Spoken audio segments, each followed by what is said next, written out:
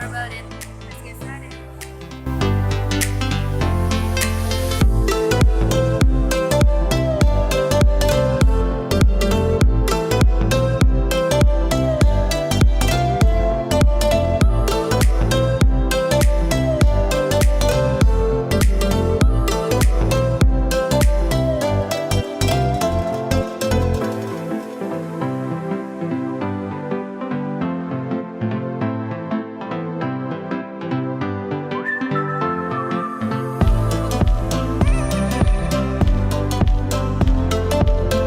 This is Building A and the history behind it.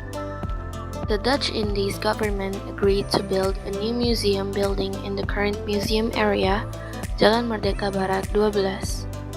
The building was built over an area of land 23,191 square meters, with its building area of 7,167 square meters. It was first opened for public in 1868. In the front gate of the building, there is a room exclusively used to keep various statues and inscriptions collected throughout Indonesia. In the center area of Building A, there is also a garden known as Taman Arca. It is called Taman Arca because the garden is filled with heritage collections of statues and inscriptions during the era of Hindu-Buddha in Indonesia.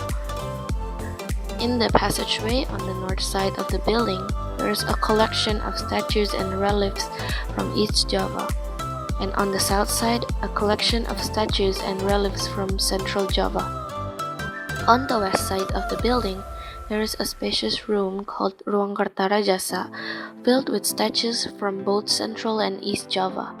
From the architectural view, Building A of the National Museum is built with a neoclassical style. This is Building Bay and the history behind it. The cultural diversity of Indonesia. Indonesia is the largest archipelagic country in the world with more than 17,000 islands.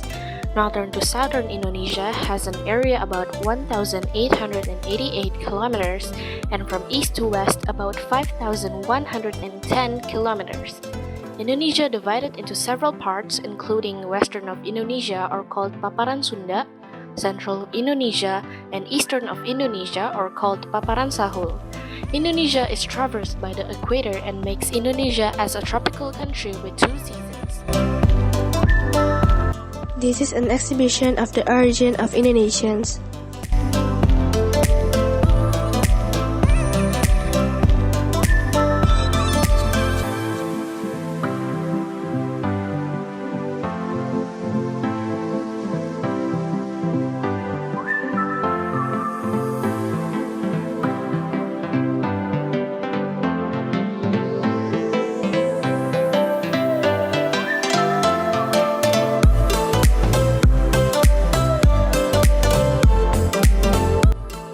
The first floor of the National Museum sculpture building with the theme of man and environment.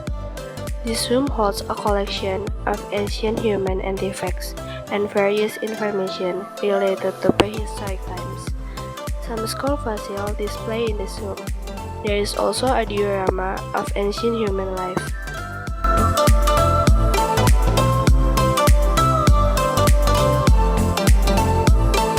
The findings of femur and skull of Java human is the most sensational findings of prehistoric human being fossil in the history of paleontology. The femur fossil finding indicated that the owner had been able to walk upright. The finder, Dr. Eugene Dubois, believed it to be the missing link in human evolutionary theory. The fossil found in Channel, Central Java, between 1891 and 1892, is about 500,000 years old and is classified as the type of Homo erectus.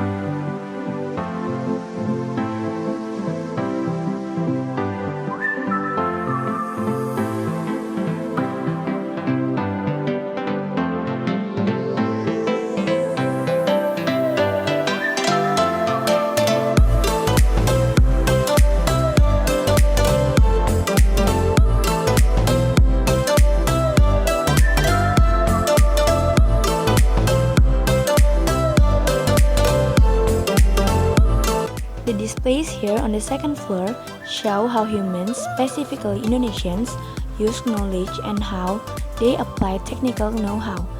The collections also highlight man's economic activities, the aspect of his life related to the production, distribution, exchange, and consumption of goods and services. In any culture, science and technology are two interrelated subsystems. Knowledge is born from experiences that are absorbed by the five senses of humans and then transformed into tangible and intangible ideas. Science, in a broader sense, refers to systematic knowledge. The devices of science are rationals, objectives, and experiments. Technology is the application of technical knowledge and includes three main elements, namely, humans who design and create material or materials used for processing and the finished product. This room exhibits various aspects of science and technology, among others, script and language, legal system in Indonesia, astronomy and navigation, architecture, medicines and food processing, means of protection, means of communication, means of production, economy, and means of transportation.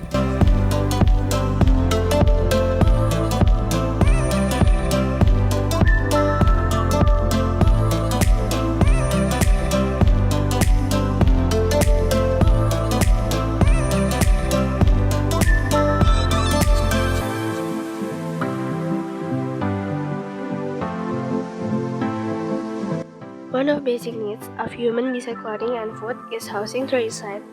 In prehistoric time, humans used caves, niches or other shelters as places to protect themselves from weather changing and animal disturbances. In further development, humans began to build homes by utilizing and processing materials provided by nature such as woods, leaves, soil, and rocks.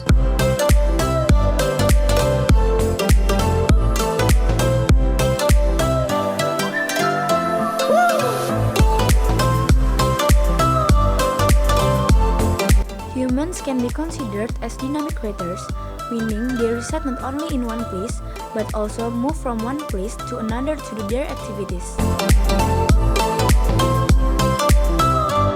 If the destination was close and easy to reach, they probably can count on both of their feet to reach the place. Problem occurred when the destination was far and difficult to reach. To overcome this obstacle, humans invented means of transportation using what was available around them. In the beginning, humans utilized available means of transportation. They were riding animals such as horses, cows, buffalo, and elephant. Later on, humans developed vehicles pulled by horses or cows as land transportation to carry them and their luggage or traded goods, hence the creation of wagon, cart, and alike.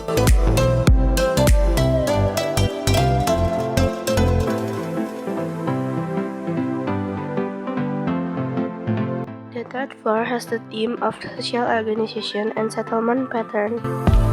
On this floor, collections on display included menhir, nakara, traditional houses, inscriptions, royal crowns, jewelry, religious objects, objects of power symbols, clothing, and others. The description of community life can also be seen in terms of settlement.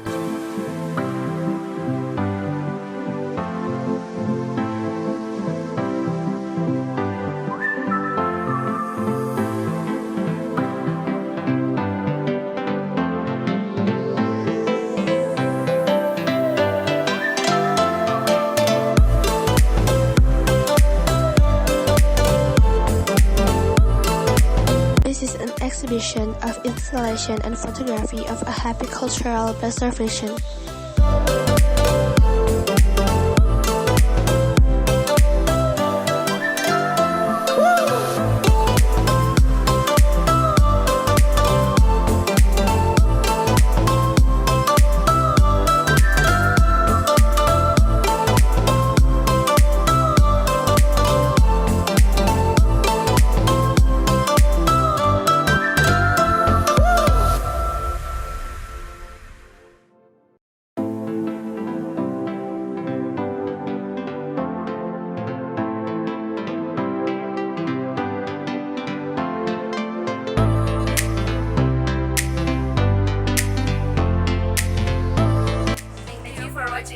video. Don't forget to like, comment, and subscribe. See you later. 움직여 움직여 움직여 너무 좋아서 움직여